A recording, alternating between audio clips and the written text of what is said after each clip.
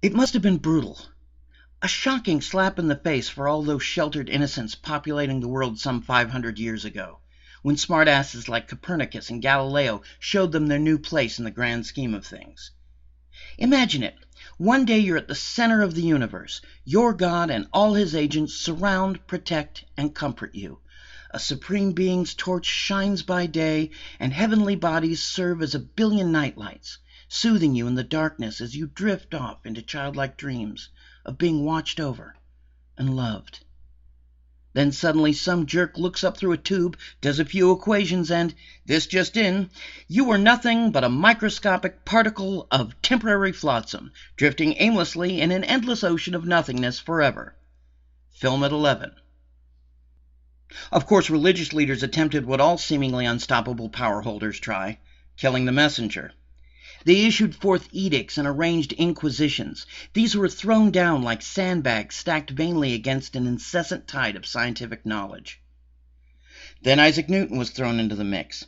And here was a man who painted with mathematical precision a mural of the universe so perfect in its clockwork motions that it could go on indefinitely as an unmanned machine, with its flawless spheres orbiting each other in an eternal dance of ideal elegance.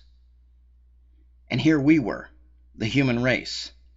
A pack of helpless, twitching, noisy, ungainly, unsymmetrical, poorly built, resource-devouring, waste-leaking bags of galloping fertilizer. Certainly whatever power that created the perfection that is the universe had little or nothing to do with our design. But then, just when you think science is out to banish all things spiritual, it inadvertently provides some surprisingly hopeful information. In the last 100 years or so, close examination of these pristine heavenly bodies found them to be far less than that. It turns out Halley's majestic comet is nothing more than a big dirty snowball. The planets and their moons, mostly pockmarked rocks, scarred by meteor craters, sandstorms, and volcanoes. Even the stately rings of Saturn proved to be simply trillions of lumbering chunks of ammonia ice.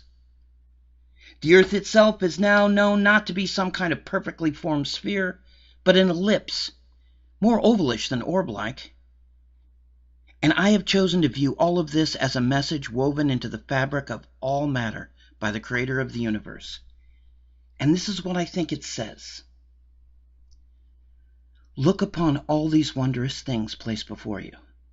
See what they have in common. See that none of these beautiful creations are perfect.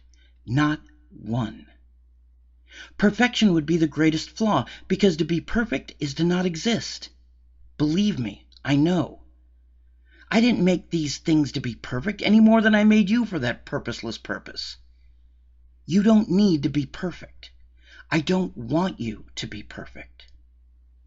You are beautiful right now.